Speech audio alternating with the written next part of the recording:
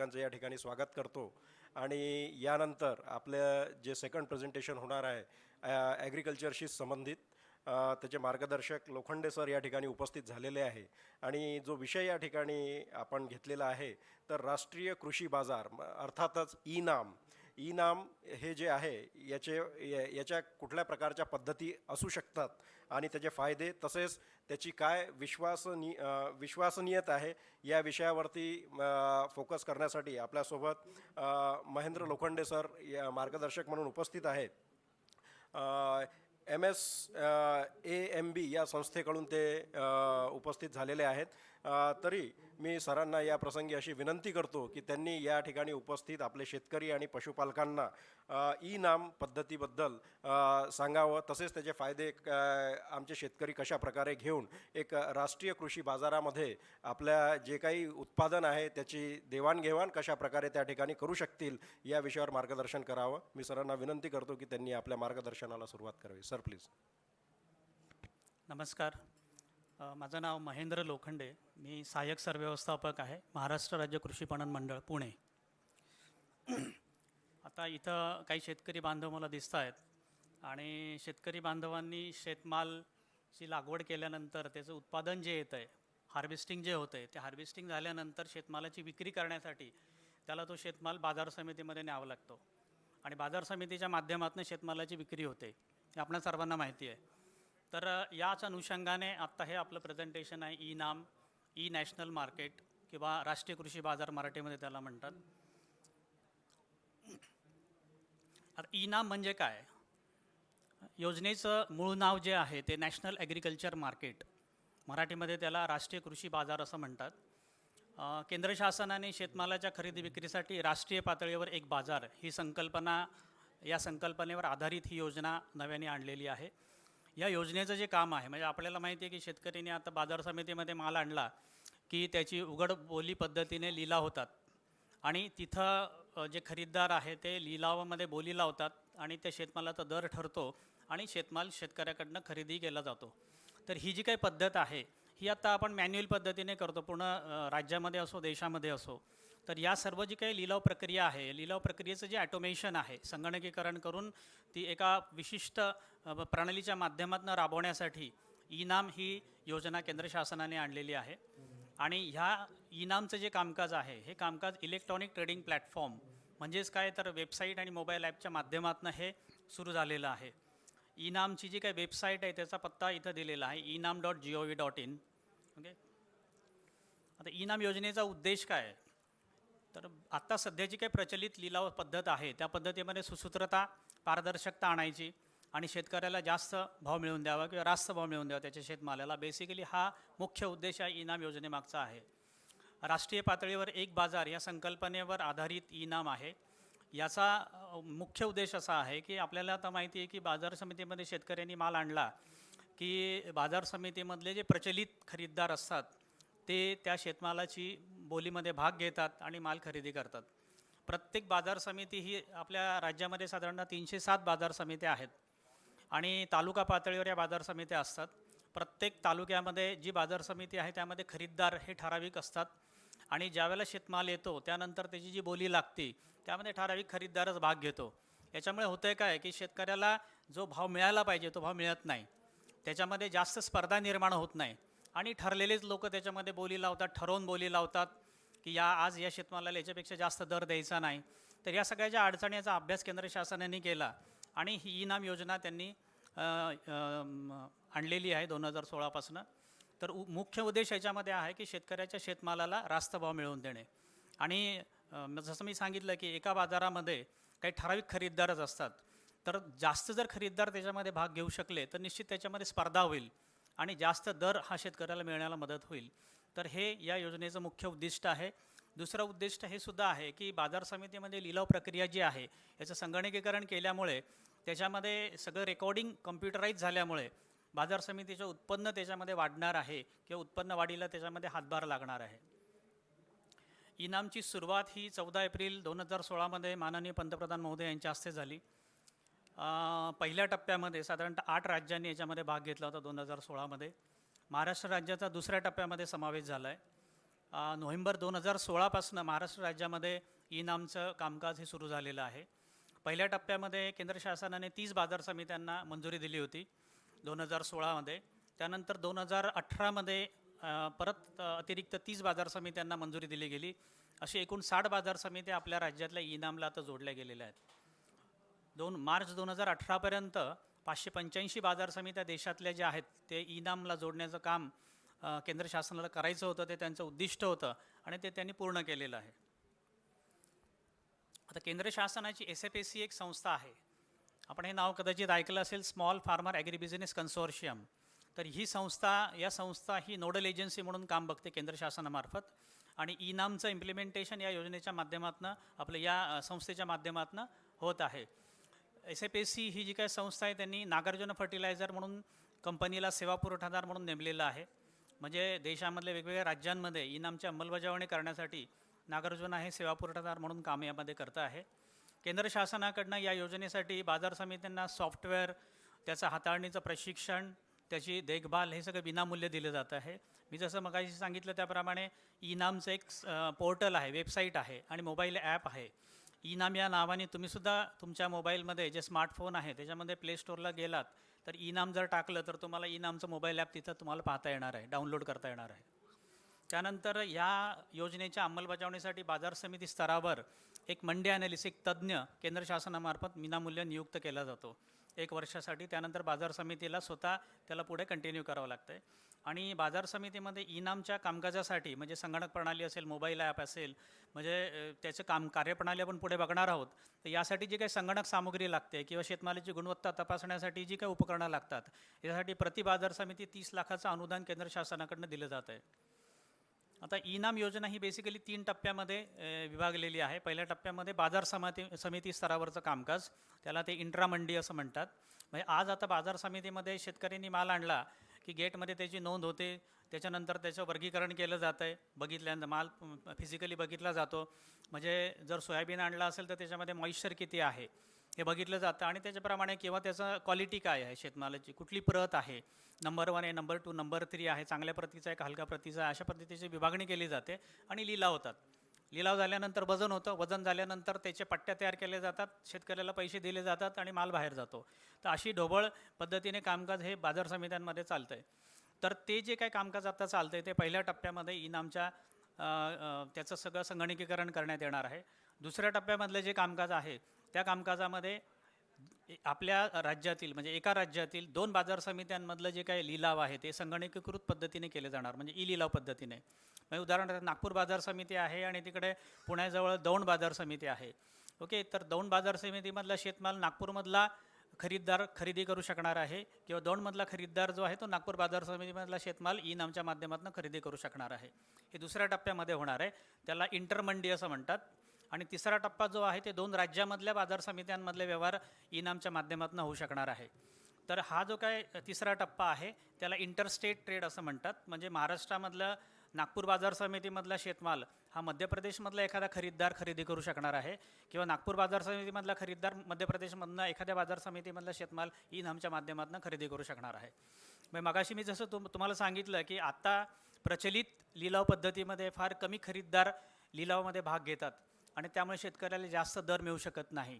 परंतु इंटरमंडी किंवा इंटरस्टेट चालू झाल्यानंतर एका बाजार समितीमध्ये होणाऱ्या लिलावामध्ये आपल्या राज्यातल्या दुसऱ्या बाजार समितीमधले खरीददार किंवा दुसऱ्या राज्यातल्या बाजार समितीमधले खरीददार त्यामध्ये भाग घेऊ शकणार आहे.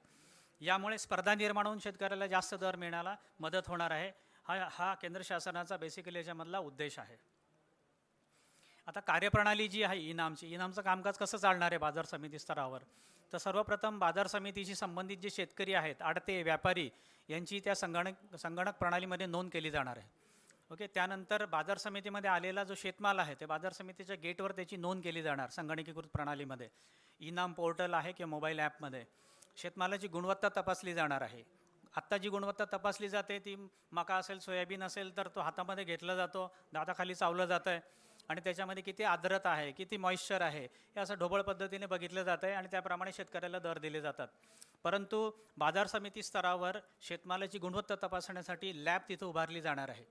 ओके, आणि तिथं सायंटिफिक इक्विपमेंट ठेवली जाणार आहेत की त्या मॉइश्चर मीटरच्या साह्याने त्या शेतमालाचे मॉइश्चर किंवा इतर जे काय गुणवत्ता आहे ती तपासली जाणार आहे, त्याची नोंद केली जाणार आहे संगणक प्रणालीमध्ये, त्याचं सर्टिफिकेट तयार केलं जाणार आहे. तर हा एक टप्पा इथं आहे. त्याच्यानंतर बाजार समितीमध्ये आलेल्या शेतमालाची गेटवर जी नोंद होते, तर तिथं त्या संगणक प्रणालीच्या माध्यमातून लॉट तयार केले जातात आणि त्या लॉटचं मॅनेजमेंट म्हणजे 2 लॉट एकत्र करणे किंवा 1 लॉट स्प्लिट करणे, तर अशा पद्धतीचं लॉट मॅनेजमेंट इथं असणार आहे. ई ऑक्शन करणे, शेतमालाचे वजन करणे. आता शेतमालाचं वजन जे काय आहे इलेक्ट्रॉनिक काट्यावर केलं जातं, जो आडत्याकडे असतो, बरोबर आहे, बाजार समितीमध्ये. तर हे जे काही वजन काटे आहे हे सुद्धा या संगणक प्रणालीला जोडले जाणार आहे. आजकाल वजन करताना मॅन्युअल पद्धतीने मापाडी जो असतो बाजार समितीमधला, तो ते वजन करतो आणि त्याची नोंद घेतो. पण हे घेत असताना त्याच्यामध्ये चुका होऊ शकतात. वजन कमी होऊ शकतं, कमी नोंदवलं जाऊ शकतं. वजन कमी नोंदवलं म्हणजे शेतकऱ्याला कमी पैसे मिळू शकतात. तर ही अडचण दूर करण्यासाठी वजन काटे जे आहे ते संगणक प्रणालीला डायरेक्ट कनेक्ट केले जाणार आहेत. तर ई ऑक्शन शेतमालाचे वजन झाल्यानंतर जे काही पट्ट्या तयार होतात, म्हणजे सौदापट्टी असेल, हिशोबपट्टी असेल, किंवा बाजार समितीला द्यायची जी मार्केट फी असते, तर त्या बद्दलचं पट्टी असेल, तर हे सगळे संगणकीकृत प्रणालीच्या माध्यमातून तयार केले जाणार. त्यानंतर ऑनलाईन पेमेंट होणार आहे. शेतकऱ्याला जे काही पेमेंट केलं जातं आहे ते शेतकऱ्याच्या खात्यामध्ये डायरेक्टली जाणार आहे. बाजार समितीला मार्केट फी दिली जाणार आहे, ती बाजार समितीच्या खात्यामध्ये जाणार आहे. हमाल असेल, मापाडी असेल, माथाडी कामगारांचं बोर्ड असेल, तर हे सर्व पैसे जे आहेत ते संबंधितांच्या खात्यामध्ये थेट जमा होणार आहे आणि त्यानंतर बाजार समितीमधल्या गेटमधनं त्याची नोंद होणार जाणाऱ्या मालाची, ती पण संगणकीकृत प्रणालीमध्ये. म्हणजे बाजार समितीमध्ये आलेला माल आणि गेलेला माल याची पूर्ण नोंद ही आपल्याला या प्रणालीच्या माध्यमातून बघता येणार आहे. आज किती माल आला, किती लिलाव झालेत, किती शेतकऱ्यांना पेमेंट आज दिलं गेलं आहे, किती अडत्यांना बाजार समितीची बाजार फी किती झालेली आहे आणि किती माल बाहेर गेला आहे. तर अशा पद्धतीच्या सर्व नोंदी ह्या प्रणालीमध्ये केल्या जाणार आहेत. त्यानंतर आता हे जे काय आहे, हे जे मगाशी तुम्हाला दाखवलं की टप्पे जे आहेत, तर ते आपण थोडं आता सचित्र इथं बघूया की बाजार समितीमध्ये शेतमाल आल्यानंतर बाजार समितीच्या गेटवर संगणक बसवलेले असणार आहेत आणि त्या संगणकाच्या माध्यमातून शेतकऱ्यांनी आणलेल्या मालाची नोंद ही संगणक प्रणालीच्या माध्यमातून केली जाणार आहे. यासाठी संगणक असेल किंवा टॅबचा वापर केला जाणार आहे. म्हणजे ज्या वेळेला बाजार समितीमध्ये जास्त आवक असते, तर बाजार समितीच्या गेटवर नोंद करताना उशीर होऊ नये, तिथं लांब रांगा लागू नये, म्हणून तिथं टॅबचा पण वापर आत्ता सध्या केला जात आहे की डायरेक्ट त्या वाहनाजवळ जाऊन त्याची नोंद आपण करू शकणार आहे. तर अशा पद्धतीने ही गेट एंट्रीची सुविधा आत्ता 60 बाजार समित्यांमध्ये किंवा देशातील 585 बाजार समित्यांमध्ये ही चालू आहे. इथं बेसिकली शेतकऱ्याचं नाव, गाव, पत्ता, कुठला शेतमाल त्यांनी आणलेला आहे, वाहन आलं असेल वाहनाचा क्रमांक आणि कुठल्या आडत्याकडे तो माल जाणार आहे अशी नोंद इथं केली जाते.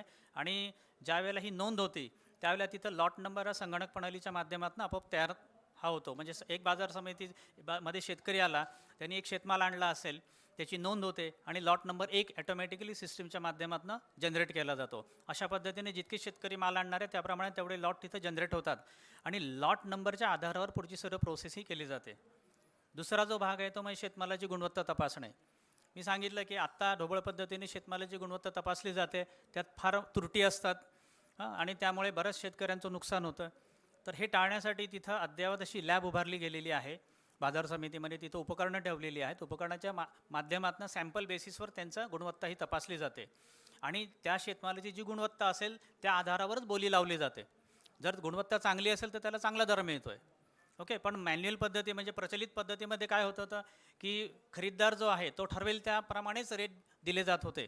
म्हणजे सोयाबीन त्यांनी बघितलं, त्याच्यामध्ये जर आर्द्रता असेल, मॉइश्चर असेल, तर तो सांगणार की याच्यामध्ये जास्त आर्द्रता आहे, तुला जास्त दर मिळणार नाही. शेतकरी मग काय, त्याला पैशांची गरज असते, माल आणलेला असतो, आता परत न्यायचं काय, हमाली पडेल, ट्रान्सपोर्टेशनचे चार्जेस पडेल. तो म्हणेल ठीक आहे, जेवढे पैसे द्यायचे तेवढे द्या आणि तो निघतो. पण आता इथं हे कळणार आहे की खरंच तेवढी आर्द्रता त्यामध्ये जास्त आहे का. जास्त जर नसेल तर तो शेतकरी तिथं म्हणू शकणार आहे की आर्द्रता एवढी नाही आहे, मला जास्त रेट मिळाला पाहिजे. तर अशा पद्धतीने ही असेंग लॅब याला म्हणतात, शेतमालाची गुणवत्ता तपासण्याची प्रयोगशाळा. तर तीसुद्धा बाजार समित्यांमध्ये आता कार्यान्वित केली गेली आहे 60 बाजार समित्यांमध्ये. त्यानंतर शेतमालाचे जे काही लॉट आहेत त्या लॉटचं वर्गीकरण, जी काय त्याची गुणवत्ता असेल त्या पद्धतीने लॉटचा स्प्लिट करू शकतो आपण. म्हणजे एक लॉटला 2 मध्ये विभागू शकतो आहे किंवा 2 लॉट जर असेल तर 1 मध्ये त्याला एकत्र करू शकतो आहे. तर अशा पद्धतीने लॉट मॅनेजमेंटचं आहे. त्यानंतर आहे बीड क्रिएशन. मग आत्ता तुमच्याकडे जर 10 लॉट आलेले असेल तर 10 बीड हे क्रिएट करावं लागतात ई ऑक्शन करण्यासाठी. तर तो भाग ह्या लॉट मॅनेजमेंटमध्येच इथं येणार आहे. पुढचा जो टप्पा आहे, बीड क्रिएट केले, 10 लॉट समजा आत्ता आलेले किंवा 100 लॉट आले असं समजू आपण. 100 बीड आम्ही क्रिएट केलेले आहेत आणि त्यानंतर आता खरीददाराने बोली लावायची आहे. आता खरीददाराला बोली लावण्यासाठी खरीददाराकडचा मोबाईल ॲप किंवा बाजार समितीमध्ये असलेल्या टॅबचा वापर हा त्यामध्ये केला जाणार आहे. ज्या बाजार समित्या आता 60 बाजार समित्या ई-नामला जोडल्या आहेत आपल्या राज्यातील, त्या प्रत्येक बाजार समित्यांमध्ये संगणक सामुग्री, tab, UPS, printer, thermal printer, त्यानंतर इंटरनेट लीज लाईन आणि वायफाय अशा सुविधा आत्ता कार्यान्वित केलेल्या आहेत. म्हणजे बाजार समितीच्या कॅम्पसमध्ये गेट एंट्री असेल, लिलाव होत असेल, वजन होत असेल, त्या सर्व ठिकाणी इंटरनेट होत असेल, त्या सर्व ठिकाणी इंटरनेटची सुविधा आता उपलब्ध केलेली आहे. कारण काय, तर हे सगळं कामकाज जे करायचं आहे ते संगणक प्रणालीच्या माध्यमातून किंवा मोबाईल ॲपच्या माध्यमातून आपल्याला हे करायचं आहे आणि त्यासाठी इंटरनेटची गरज असणार आहे. तर इथं आपण आता फोटोमध्ये बघतोय की हा एक संगणकावर बसून बोली लावतोय, दुसरीकडे एक शेतकरी किंवा एक खरीददार जो आहे तो मोबाईलच्या माध्यमातून बोली लावतो आहे. तर अशा पद्धतीने ई लिलाव हे आत्ता 60 बाजार समित्यांमध्ये सुरू आहे. तिथं जो खरीददार आहे तो खरीददार लॉट प्रत्यक्ष डोळ्यांनी बघतो, मग शेतमाल जो आहे त्याचे लॉट लावलेला आहे तो, आणि त्यानंतर त्याच्या मोबाईलमध्ये लॉग इन करतो. प्रत्येक खरीददाराला हे स्वतंत्र लॉग इन दिलेलं आहे आणि त्या लॉग इनच्या माध्यमातून त्यांनी लॉग इन केल्यानंतर आज समजा 100 लॉट आलेले आहेत तर ते लॉट त्याला तिथं दिसतात. 100 लॉटपैकी जर त्याला 25 लॉटला बोली लावायची असेल तर ते लॉट सिलेक्ट करून त्याला फक्त तिथं आकडा टाकायचा आहे. आता हे जे काही ई लिलाव होतात त्याला काही ठराविक कालावधी दिला जातो. म्हणजे समजा 10 लॉट असेल तर त्याला एक 15 मिनिटाचा किंवा अर्धा तासाचा वेळ दिला असेल तर अर्धा तासाच्या वेळेमध्ये त्या खरीददाराला मोबाईलच्या सहाय्याने त्यामध्ये बोली लावायची आहे. बोली लावत असताना त्यांनी जो काही आकडा तिथं टाकलेला असेल त्याच्यावर तो जाऊ शकतो, त्याच्या खाली त्याला जाता येत नाही. ओके, म्हणजे आता समजा 3000 रुपये रेट त्यांनी टाकला असेल तर 3000च्या वर तो वाढवत जाऊ शकतो, पण त्याच्या खाली त्याला येता येत नाही. तर अशा पद्धतीने तिथं व्यवस्था केली गेलेली आहे आणि ई ऑक्शन या पद्धतीने होतं आहे. ई ऑक्शन झाल्यानंतर संगणक प्रणालीच्या माध्यमातून प्रत्येक लॉटला कोणी बोली लावलेली, कोणी जास्त बोली लावलेली आहे त्या पद्धतीने त्याची विनरची यादी ताबडतोब तयार होते आणि ती TV वर डिस्प्ले केली जाते. म्हणजे जे काही खरीददार आहे किंवा शेतकरी आहे ना, ते कळतं की ह्या लॉटचा कोणी घेतलेला आहे, कोणत्या खरीददाराकडे हा लॉट गेलेला आहे. तर अशा पद्धतीने तिथं बीड डिक्लेरेशनची एक प्रक्रिया आहे तर ती केली जाते. त्यानंतर शेतमालाचं वजन केलं जातं आहे. हे वजन सध्या आता प्रचलित पद्धतीनेच केलं जातं आहे की आडत्यांकडे जे इलेक्ट्रॉनिक वजन काटे आहेत तिथं वजन करून त्याची नोंद केली जाते. ती नोंद संगणक प्रणालीमध्ये भरली जाते आणि त्यानंतर वेगवेगळ्या पट्ट्या तयार केल्या जातात. तर आता समोर जो आपण वजन काटा बघतोय हा वजन काटा ई-नाम संगणक प्रणालीला जोडण्याची आता प्रक्रिया सुरू झालेली आहे. आपल्या 60 बाजार समित्यांपैकी बसमत बाजार समितीने आता हा वजन काटा डायरेक्टली संगणक प्रणालीला जोडला आहे. म्हणजे यावर आपण जेव्हा याला पोतं ठेवणार तर त्यामधलं जे वजन आहे ते डायरेक्ट संगणक प्रणालीमध्ये जाणार आहे. मग वजन करताना मी ते बघायचं, त्यानंतर कागदावर लिहायचं, त्यानंतर प्रणालीमध्ये जाऊन एंट्री करायची. तर हे करत असताना त्यामध्ये चुका होऊ शकतात, वजन कमी भरलं जाऊ शकतं. तर हे टाळण्यासाठी वजन काटेसुद्धा संगणक प्रणालीला जोडण्याचा हिच्यामध्ये व्यवस्था आहे आणि त्या दृष्टीने कामकाज आता सुरू आहे. वजन झाल्यानंतर आपल्याकडे दर ठरलेले आहेत. वजन झालं की त्याप्रमाणे मग इथे सौदापट्टीही केली जाते. ओके, सौदापट्टीमध्ये शेतकऱ्याला देण्याचं पेमेंट, बाजार समितीला द्यायची मार्केट फी आणि इतर जे चार्जेस असतात, हमाली असेल, मापाळी असेल, वरई असेल, तर या सगळे चार्जेस इथं ॲटोमॅटिकली संगणक प्रणालीच्या माध्यमातून कॅल्क्युलेट केले जातात आणि या सगळ्या पट्ट्या आपल्याला प्रिंट करून म्हणजे स्क्रीनवर पण बघता येतात संगणकावर आणि त्याची छापण्याची पण सुविधा तिथं उपलब्ध आहे. हे झाल्यानंतर जो काही माल आहे तो बाजार समितीमधनं बाहेर जाण्यासाठी त्याची परत नोंद ही केली जाते. तर अशा पद्धतीने ही ई-नामची कार्यप्रणाली आहे. म्हणजे शेतमाल बाजार समितीच्या गेटमधनं आल्यापासून गेटमधनं बाहेर जाईपर्यंत ही जी काही पूर्ण प्रक्रिया आहे, म्हणजे गेट एंट्री असेल, त्यानंतर लॉट मॅनेजमेंट आहे, शेतमालाची गुणवत्ता तपासणे, ई लिलाव, वेगवेगळी बिलं तयार करणे आणि त्याची बाहेर जायची नोंद करणे, तर हे पूर्ण ॲटोमेशन या ई-नाम प्रणालीच्या माध्यमातून या 60 बाजार समित्यांमध्ये आता सुरू आहे. आता ई-नामचे फायदे काय? राष्ट्रीय स्तरावरील ई बाजार, मग आपण म्हणतो की नॅशनल मार्केट आता हे आहे. म्हणजे राष्ट्रीय पातळीवर एक बाजार ही मुळात संकल्पना आहे. एक बाजार याचा अर्थ असा आहे की आता नागपूर असेल किंवा तुमच्या बाजूला जवळ सावनेर आहे, पवनी आहे, किंवा इथं तुमच्या जवळ तुमसर बाजार समिती आहे, तुमसर आत्ता ई-नाममध्ये आहे. तर या बाजार समितीमधला जो शेतमाल आहे त्या शेतमाला देश पातळीवरचा बाजार उपलब्ध करून देणे. आज फक्त काय होतं की तुमसरमधला आजूबाजूचा जो शेतकरी आहे त्यांनी तुमसरमध्ये माल आणला की तुमसरमधले व्यापारी तो खरेदी करतात, बरोबर आहे. त्यामुळे बोली लावताना त्यांचं ठरलेलं असतं की आज या शेतमालाला एवढाच दर द्यायचा, त्याच्यावर दर दिले जात नाहीत. तर हे सर्व टाळण्यासाठी ई-नाम हे आणलं गेलेलं आहे. उद्देश हाच आहे की या बाजारपेठ ज्या आहेत ते सर्व राष्ट्रीय बाजाराला जोडायच्यात आणि तिथं जास्त स्पर्धा निर्माण करून शेतकऱ्याला जास्त मोबदला मिळवून देणे. दुसरा याच्यामधला फायदा असा आहे की जे काय पैसे द्यायचे आहेत, आज सगळे व्यवहार हे कॅशनी केले जातात किंवा काही ठिकाणी आता शेतकऱ्यांना पैसे चेकच्या माध्यमातून किंवा त्याच्या खात्यामध्ये RTGS थ्रू केले जातात. तर हे इनाम संगणक प्रणालीच्या माध्यमातून डायरेक्ट त्याच्या खात्यामध्ये पैसे जमा होणार आहे. तिसरा फायदा जो आहे तो म्हणजे शेतकऱ्याला इतर राज्यातल्या म्हणजे आपल्या राज्यातील बाजार समित्या आणि इतर राज्यातल्या बाजार समित्या यामध्ये शेतमाल विक्रीचा पर्याय हा उपलब्ध होणार आहे. ई लिलाव प्रक्रिया जी आहे त्याच्यामध्ये एक सुसूत्रता, पारदर्शकता येऊन अधिक स्पर्धा निर्माण होणार आहे. अडते व्यापारी आजकाल म्हणजे आत्ता मॅन्युअल प्रोसेसमध्ये काय होतं की कुठल्या आडत्याकडे किती माल आला आहे, कुठल्या व्यापाऱ्याने किती खरेदी केलं आहे, त्याचा माल कुठे गेला आहे, तर हे सगळ्या नोंदी ताबडतोब मिळत नाहीत किंवा बाजार समितीला त्या नोंदी त्यांच्या स्तरावर ठेवता येत नाही. ओके, तर त्यांना अशी ज्या माहितीची गरज पडली तर ही माहिती घेण्यासाठी त्याला व्यापाऱ्याकडे जावं लागतं, आडत्याकडे जावं लागतं आणि तो जी माहिती देईल त्याच्यावर विश्वास ठेवावा लागतो. तर हे सगळं आता या प्रणालीच्या माध्यमातून आपल्याला टाळता येऊ शकतं आहे. बाजार समितीला हे सगळे व्यवहार त्यांना बघता येण्याची सुविधा तिथं असणार आहे की आज जर एक बाजार समितीमध्ये 4 शेतमाल आलेला आहे, दिवसभरामध्ये त्याचे लिलाव झाले आहेत, तर संध्याकाळी आपल्याला हे कळणार आहे की कोणत्या कोणत्या व्यापाऱ्यांनी त्याच्यामध्ये भाग घेतला आहे, कोणत्या आडत्यांनी त्याच्यामध्ये भाग घेतला आहे, किती शेतकरी त्यामध्ये होते, किती शेतकऱ्यांना पेमेंट गेलेलं आहे, बाजार फी आजची किती आहे. तर या सर्व गोष्टी या प्रणालीच्या माध्यमातून सहजरित्या बघता येणार आहे. बाजार समितीचे उत्पन्न वाढीला याच्यामुळे निश्चित मदत होणार आहे. त्यानंतर आता आपण बघतोय की बाजार समिती कायद्यामध्ये बरेच बदल झालेत आणि खाजगी बाजार म्हणजे प्रचलित जी बाजार समिती आहे तिला पॅरलल यंत्रणा आता खाजगी बाजाराची ही आलेली आहे. आपल्या राज्यामध्ये साधारणतः 50 खाजगी बाजार आता स्थापन झालेले आहेत आणि प्रचलित बाजार समित्यांना ते कॉम्पिटिशन करतायत. मग शेतकऱ्याला आता माल हा प्रचलित बाजार समितीमध्ये न्यायचा काही खाजगी बाजार समितीमध्ये न्यायचा असे पर्याय उपलब्ध झालेले आहेत किंवा थेट खरेदीचा एक ऑप्शन आहे. थेट खरीददार जो आहे तो डायरेक्ट शेतकऱ्याकडनं माल आता खरेदी करू शकतोय. तर प्रचलित बाजार समित्या ज्या आहेत त्यांना आता कॉम्पिटिशन निर्माण झाली आहे, स्पर्धा निर्माण झालेली आहे आणि या स्पर्धेमध्ये जर टिकायचं असेल तर प्रचलित ज्या बाजार समित्या आहेत त्यांनी सुद्धा चांगली सेवा शेतकऱ्याला देणं गरजेचं आहे. तर इनामच्या माध्यमातून त्यांना हे करता येणं शक्य आहे. त्यानंतर इतर जे पेमेंट आहे मी सांगितलं तसं की बाजार समित्यांना जी मार्केट फी आहे ती आडत्याकडनं आज दिली जाते, परंतु ही मार्केट फी त्या बाजार समितीला 3-3, 4-4 महिने, 6 महिने, 1 वर्ष दिली जात नाही. यामुळे बाजार समितीचं नुकसान होतं.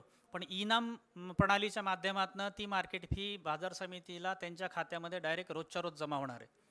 ओके, तर हा एक फायदा याच्यामध्ये होणार आहे. आता हे आपण फायदे बघितलेत. जसं मी सांगितलं की आपल्या राज्यामध्ये साधारण 60 बाजार समित्यांमध्ये इनामचं आता कामकाज सुरू झालेलं आहे. 2016पासून हा प्रकल्प सुरू झाला आहे. नोव्हेंबर 2016पासून राज्यामध्ये कामकाज सुरू झालं आहे. पहिल्या टप्प्यात 30 आणि जानेवारी 2018मध्ये दुसऱ्या टप्प्यामध्ये 30 असं 60मध्ये काम आम्ही करतो आहे. तर हे जी काही प्रचलित लिलाव पद्धती आहे किंवा बाजार समितीमधलं हे जे काही काम चालतं आहे याच्यामध्ये बरेच घटक हे इन्वॉल्व आहेत. मग त्यामध्ये ते भाग घेत असतात. म्हणजे जसं शेतकऱ्यांनी माल आणला तर बाजार समिती आहे, बाजार समित्यांचं संचालक मंडळ आहे, त्यांचे अधिकारी कर्मचारी आहेत, त्यानंतर हमाल आहे, मापाडी आहे, अडते आहे, व्यापारी आहे, असे बरेच घटक ह्या पूर्ण जी काय प्रक्रिया आहे लिलावाची त्याच्यामध्ये भाग हे घेत असतात. आणि इनामची अंमलबजावणी करणं हे फार तसं अवघड काम सुरुवातीला होतं. म्हणजे त्यामध्ये बरीच मेहनतही घ्यावी लागलेली आहे. कारण या सर्व घटकांना हे समजून सांगणे, त्यांना या प्रक्रियेमध्ये आणणे आणि त्यांच्या माध्यमातून ह्याची अंमलबजावणी करणे.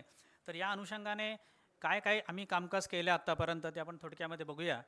शेतकऱ्यांना इनामची माहिती होण्यासाठी त्यांच्यासाठी म्हणजे शेतकऱ्यांना बेसिकली आता बरेच शेतकरी बाजार समितीमध्ये येतात असं नाही. काही वेळेला शेतकरी बाजार समितीमध्ये येत नाही, तो माल टेम्पोमध्ये टाकतो. एका टेम्पोमध्ये 4 ते 5 शेतकऱ्याचा माल असतो आणि तो माल बाजार समितीमध्ये जातो, तो विकला जातो आणि घरी शेतकऱ्यानंतर टेम्पो ड्रायव्हर आल्यानंतर घरी शेतकऱ्यांना पैसे देतो की तुझ्या मालाला एवढे पैसे मिळाले. तर अशी सुद्धा बऱ्याच ठिकाणी हे आपल्या राज्यामध्ये असो किंवा देशामध्ये इतर राज्यामध्ये सुद्धा अशा पद्धतीने शेतमालाची विक्री ही होते. तर बेसिकली शेतकऱ्यांना हे इनाम माहिती होणं गरजेचं आहे. यासाठी ग्रामसभा ज्या होतात गाव पातळीवर, तर त्या ग्रामसभांचं आयोजन आम्ही केलं आहे आणि त्यामध्ये इनाम हे ची माहिती त्यांना सांगितली, फायदे त्यांना सांगितलेत. तर आत्तापर्यंत साधारणतः 1000 ग्रामसभा आपण राज्यामध्ये घेतल्यात आणि 65,000पेक्षा जास्त शेतकऱ्यांनी त्याच्यामध्ये सहभाग हा घेतलेला आहे. आणि देश पातळीवर ग्रामसभा घेण्यामध्ये आपला राज्याचा हा प्रथम क्रमांक यामध्ये लागलेला आहे. तर हा एक जमेची याच्यामध्ये बाजू आहे. त्याच्यानंतर शेतकऱ्यांचा नोंद ही ई नाम संगणक प्रणालीमध्ये करणं गरजेचं आहे. तर त्या दृष्टीने ई नाम कक्षाची स्थापना बाजार समित्यांमध्ये आम्ही केलेली आहे, की शेतकरी बऱ्याच वेळेला यामध्ये नोंदणी करण्यासाठी इच्छुक नसतात किंवा खात्यामध्ये पैसे त्यांना नको असतात. तर ते का नको, त्यांच्या अडचणी समजून घ्यायच्यात आणि इनामचे फायदे काय आहेत त्यांना समजून जाण्यासाठी बाजार समिती स्तरावर इनाम कक्ष हा स्थापन केला आहे. इनामबद्दल माहिती देण्यासाठी इनाम मित्र म्हणून एक कर्मचारीची नियुक्ती बाजार समितीमध्ये करण्यात आलेली आहे. बाजार समितीमध्ये जो काय एक मंडी ॲनालिस्ट त्याला म्हणतात, जो तज्ज्ञ केंद्र शासनाने नेमलेला असतो. तर या मंडी ॲनालिस्टच्या माध्यमातून शेतकरी, अडते, व्यापारी, हमाल जो काही घटक असेल तर त्यांना वेळोवेळी प्रशिक्षण हे दिलं जातं आहे, की इनामचं काम कसं करायचं, संगणक प्रणाली कशी हाताळायची, मोबाईल ॲपचा वापर कसा करायचा. ओके. प्रचार प्रसिद्धीसाठी पणन मंडळ असेल, बाजार समिती स्तरावरनं पेपरमध्ये जाहिरात दिली जाते, बातम्या दिल्या जातात. म्हणजे आपण कदाचित, मला माहीत नाही कोणी बघितलं असेल का, की साधारणतः मेमध्ये 3 मे 2018 रोजी सह्याद्री वाहिनीवर कृषी दर्शन हा कार्यक्रम असतो. तर त्या कार्यक्रमामध्ये मी स्वतः ई नामचा पूर्ण माहिती त्यावेळेला दिली होती. फोन इन लाईव्ह असा कार्यक्रम तो होता. ई नाम काय आहे याबद्दलची प्रश्न विचारले गेले, त्याला उत्तर दिली गेली. तर अशा पद्धतीने त्याची जाहिरातसुद्धा केली जाते, वर्तमानपत्रामध्ये जाहिरात दिली जाते, त्याचे पॅम्पलेट वाटले जातात, ते गावामध्ये डिस्ट्रीब्यूट केले जातात. बाजार समित्यांना प्रत्यक्ष आमची लोक भेटी देतात, त्यांच्या काही अडचणी असेल ते दूर केले जातात. पणन मंडळाचं मुख्यालय असेल, आमचे विभागीय कार्यालय आहेत, तर यांच्या माध्यमातून आढावा त्याचा घेतला जातो. ओके. त्यानंतर सहकार खातं जे आहे, म्हणजे राज्य शासनाचे जे विभाग आहे सहकार विभाग, तर त्यांचे जॉईंट रजिस्ट्रार जे असतात, विभागीय सहनिबंधक, जिल्हा उपनिबंधक, त्यानंतर तालुकाचे जे AR असतात, सहाय्यक निबंधक, तर यांनासुद्धा याच्यामध्ये इन्व्हॉल्व करण्यात आलेलं आहे आणि यांच्या माध्यमातून या ई नामचा आढावा हा घेतला जातो आहे. त्यानंतर बाजार समित्यांमध्ये जे अडते व्यापारी असतात त्यांना बाजार समित्यांच्या माध्यमातून लायसन दिलं जातं आहे आणि या लायसनचं नूतनीकरण करताना त्यांना आता अट घातली जाते की कंपल्सरी तुम्हाला ई ऑक्शन करावं लागणार आहे, ई लिलाव करावा लागणार आहे. तर अशा पद्धतीने ह्याच्यामध्ये या योजना ह्या केल्या गेलेल्या आहेत. त्यानंतर याच्यासाठी बक्षीससुद्धा डिक्लेअर केलेलं आहे, की जी बाजार समिती चांगलं काम करणार आहे त्याला 5 लाखाचं, पहिली जी बाजार समिती असेल त्याला 5 लाखाचं, दुसरी बाजार समितीला 3 लाख, तिसरी बाजार समिती 2 लाख आणि 1-1 लाखाचं उत्तेजनार्थ पारितोषिक इथं डिक्लेअर केलेलं आहे. तर या अनुषंगाने काम चालू आहे, आढावा घेतला आहे आणि लवकरच हे पारितोषिकांचं वितरण आता बाजार समित्यांना या 60 पैकी केलं जाणार आहे. आता 60 बाजार समित्यांमध्ये पहिल्या टप्प्यामध्ये 30 बाजार समित्या ज्या आहेत ते सप्टेंबर 2017 पासून काम सुरू झालेलं आहे. ते ऑक्टोबर 2018 पर्यंतची सद्यस्थिती तुमच्यासमोर आत्ता इथं दाखवतो आहे, की पहिल्या टप्प्यातल्या 30 बाजार समित्यांमध्ये साधारणतः ई ऑक्शन सुरू झालं आहे आणि एकूण 26 लाख क्विंटल माल हा ई ऑक्शनच्या माध्यमातून विकला गेला आहे किंवा खरेदी त्याची झालेली आहे आणि त्याची किंमत जर आपण बघितलं तर 742 कोटीची ती उलाढाल ई नामच्या माध्यमातून झालेली आहे. शेतमालाची गुणवत्ता तपासण्यासाठी 29 बाजार समित्यांमध्ये प्रयोगशाळा या कार्यान्वित झालेल्या आहेत. 28 बाजार समित्यांमध्ये शेतमालाची गुणवत्ता ही शास्त्रोक्त पद्धतीने केली जाते आहे आणि साधारणतः 95,000 लॉटचं गुणवत्ता ही तपासली गेली आत्तापर्यंत. 22 बाजार समित्यांमध्ये ई पेमेंट सुरू झालं आहे, म्हणजे शेतकऱ्याच्या खात्यामध्ये डायरेक्ट पैसे पाठवले जातात. तर साधारणतः 20 कोटी एवढ्या रकमेचं ई पेमेंट हे शेतकऱ्याच्या खात्यामध्ये आत्तापर्यंत झालेलं आहे. बसमत बाजार समितीने वजन काटा जो आहे तो संगणक प्रणालीला जोडलेला आहे. इतर बाजार समित्यांमध्ये जोडण्याचं काम सुरू आहे. शेतकरी उत्पादक कंपन्या, तर हे एक आपण ऐकलं असेल फार्मर प्रोड्युसर कंपनी. तर इथं कोण आहे का आता FPOचं उपस्थित? तुम्ही जेवढे इथं बसलेले आहात त्याच्यामध्ये कोणी FPOचं उपस्थित आहे का? शेतकरी उत्पादक कंपनी किंवा शेतकरी उत्पादक कंपनी म्हणून आपल्याला माहिती आहे का? कोणाला माहिती आहे? हात वर करा. नाही माहिती? ओके. तर शेतकरी उत्पादक कंपनी ही एक संकल्पना नव्याने सुरू झाली गेल्या 3-4 वर्षामध्ये. शेतकरी जो आहे, काही शेतकरीच्याकडे कमी जमीन असते आणि कमी उत्पन्न येतो, तो एकटा त्या शेतमालाचं मार्केटिंग करू शकत नाही किंवा तो आणून विकू शकत नाही. तर यासाठी शेतकरी उत्पादक कंपन्या स्थापन झालेल्या आहेत. म्हणजे आपल्या राज्यामध्ये साधारणतः 1300-1400 अशा कंपन्या स्थापन झाल्या आहेत. उद्देश हा आहे की त्या तालुक्यातल्या, त्या जिल्ह्यातल्या जी काही शेतकरी उत्पादक कंपनी असेल, त्या कंपनीने त्यांच्या तालुक्यातल्या किंवा जिल्ह्यातल्या शेतकऱ्यांना सभासद करून घ्यायचं आणि त्यांच्या शेतमालाच्या विक्रीबद्दलच्या अडचणी दूर करणे किंवा त्यांना इतर मदत करणे. तर अशा पद्धतीने या FPO farmer producer companies FPC किंवा FPO फार्मर प्रोड्युसर ऑर्गनायझेशन तर यांनासुद्धा आता इनाममध्ये सामील केलं जातं आहे. तर बसमत आणि लातूर बाजार समित्यांमध्ये असे FPOच्या माध्यमातून शेतकऱ्यांचा माल आणला जातो आणि इनामच्या माध्यमातून त्याची विक्री होती आहे. तर हा एक म्हणजे प्रयोग आपण केलेला आहे आणि हे आता वाढवायचं आहे या माध्यमातून. शेतकऱ्यांच्या नोंदणी ज्या आहेत त्या साधारणतः 4,73,000 शेतकऱ्यांची नोंदणी झालेली आहे. व्यापाऱ्यांची नोंदणी 7,427 झालेली आहे. ओके, आणि अडत्यांची जो काय आकडा तो इथं दिसत नाही तो साधारण 6,000च्या आसपास आहे. तर पहिल्या टप्प्यातील 30 बाजार समित्यांमधली ही स्थिती आहे. दुसऱ्या टप्प्यातल्या ज्या 30 बाजार समित्या आहेत त्यांचं काम हे साधारणतः जानेवारी 2018 पासून सुरू झालं आहे. मग आता जर आपण विचार केला तर एक 7-8 महिने झालेले आहेत. तर त्या अनुषंगाने बाजार समिती स्तरावर संगणक प्रणाली, त्याच्यानंतर संगणक सामुग्री, शेतमालाची गुणवत्ता तपासण्यासाठीची प्रयोगशाळा, त्याची उपकरणं, याची उभारणीचं काम हे अंतिम टप्प्यामध्ये आहे. तरीसुद्धा बाजार समित्यांनी त्यांच्याकडे जे काही संगणक होते किंवा इंटरनेटचे डोंगल आत्ता उपलब्ध असतात आपण सगळे वापरतो, तर त्याचा वापर करून ऑक्शन सुरू केलं आहे. 29 बाजार समित्यांमध्ये लॅब हे सुरू झालेले आहेत. ओके, तिथं साधारणतः 2,78,000 शेतकऱ्यांची नोंद आहे, 6,000 व्यापाऱ्यांची नोंद आहे आणि 5 ते 6,000 अडत्यांची नोंद ही त्यामध्ये झालेली आहे. याबद्दलचे वेगवेगळे जे प्रशिक्षण आहेत, म्हणजे आता शेतमालाची गुणवत्ता तपासायची असेल तर केंद्र शासनाची एक संस्था आहे DMI, director of marketing and inspection. तर यांच्या माध्यमातून ॲग्मार्क आपण हे नाव ऐकलं असेल की ॲग्मार्कचं जसं ISI आपण सर्टिफिकेशन असतं तसं जे काही उत्पादन असतं त्याला ॲग्मार्क हे एक सर्टिफिकेशन दिलं जातं केंद्र शासनामार्फत. तर ॲग्मार्कच्या लॅब आहे नागपूरमध्ये, तशी एक लॅब आहे बघा. तर त्या लॅबच्या माध्यमातून ह्याबद्दलचं प्रशिक्षण दिलं जातं आहे. तर बाजार समित्यांच्या कर्मचाऱ्यांसाठी आम्ही असं प्रशिक्षण आता कंप्लीट केलेलं आहे.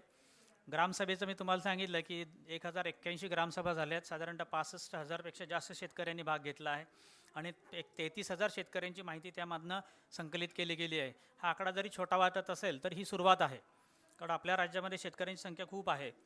ओके, आता हे थोडे काही चित्र आहेत. तर या चित्राच्या माध्यमातून आपण बघूया की प्रत्यक्ष कामकाज कसं चालतं आहे. हे फोटोग्राफ्स आहेत की इथं शेतमालाच्या बाजार समितीमध्ये जे गेट आहे त्या गेटवर संगणक ठेवलेत आणि संगणकावर जी काही संगणक इनाम प्रणाली आहे त्या प्रणालीच्या माध्यमातून शेतकरी जो आला आहे, खिडकीच्या पलीकडे आपण बघितलं शेतकरी येतो, तो त्याची माहिती देतो, त्याची नोंद होती आणि त्याला स्लिप ही दिली जाते. ते गेट एंट्री या पद्धतीने होते. शेतमालाची गुणवत्ता तपासणीचं काम इथं चालू आहे.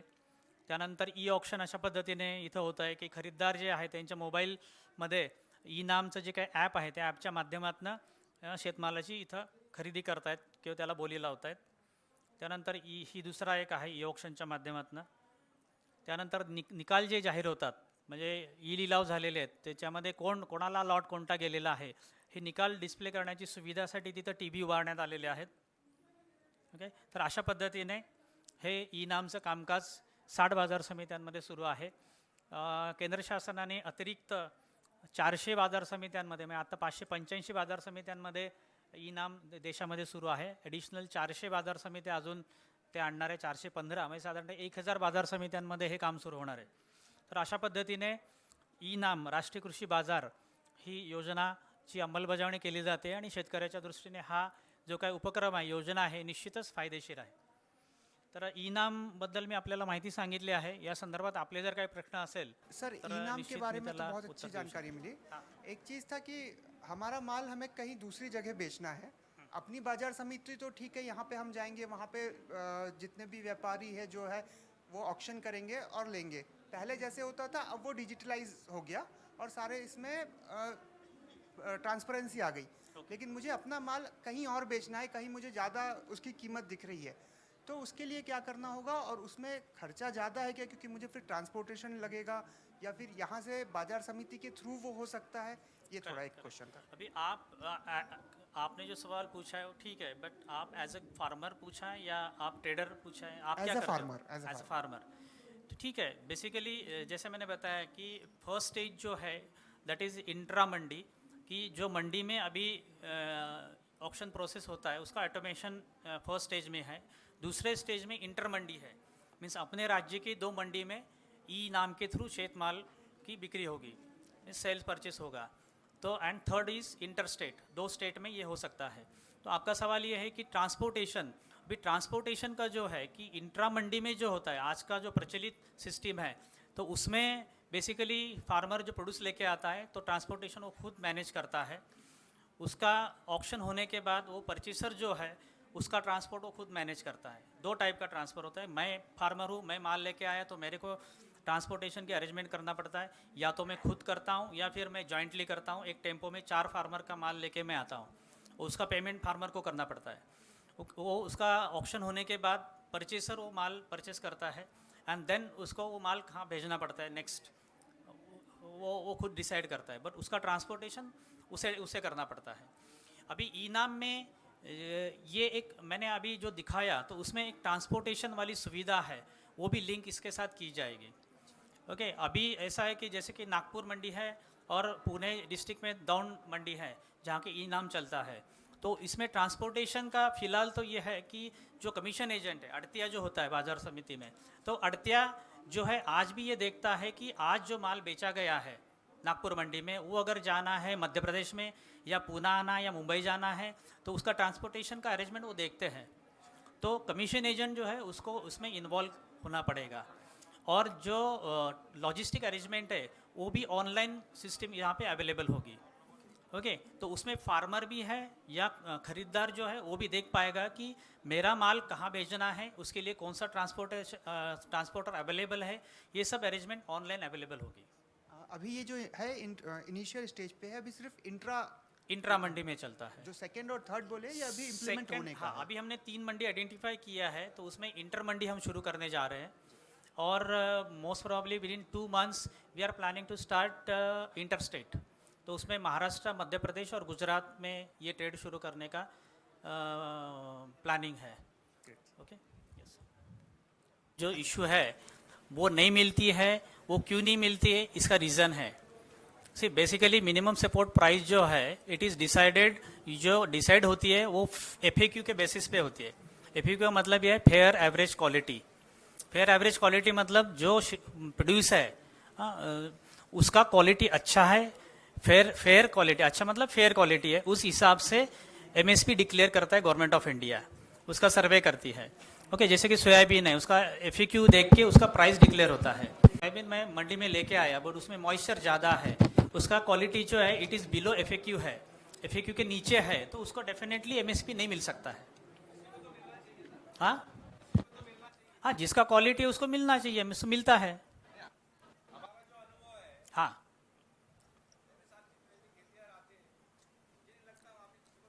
ये आप क्या सोयाबीन लेके आए थे, कौन सा प्रोड्यूस है? सोयाबीन है, कौन सा प्रोड्यूस लेके आए? कपास है।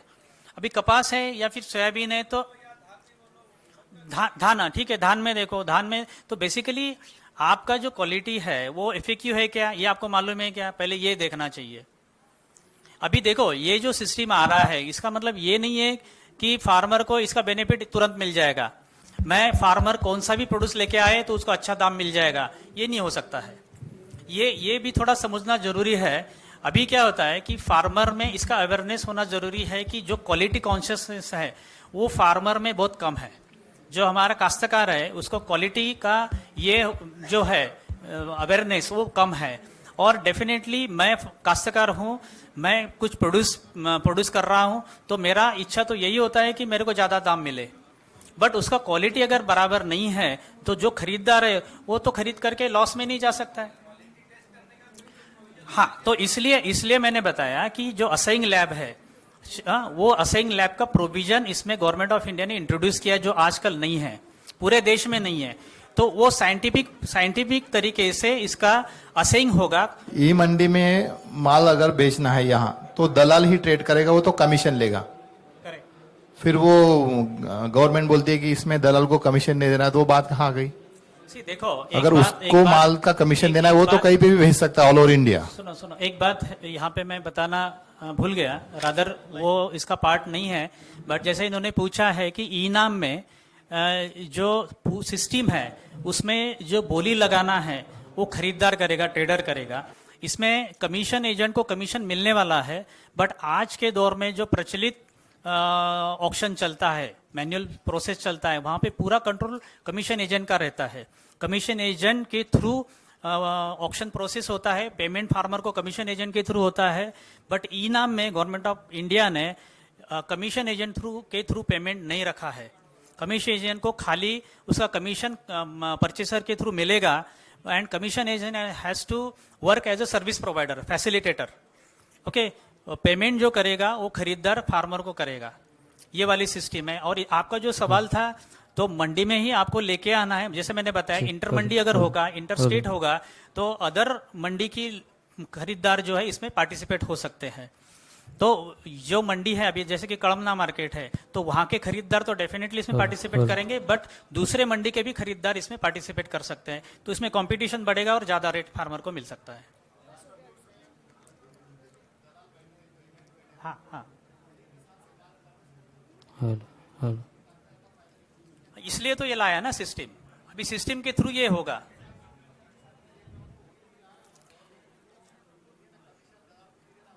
नहीं, ये देखो, ये इसका पूरा स्टडी किया।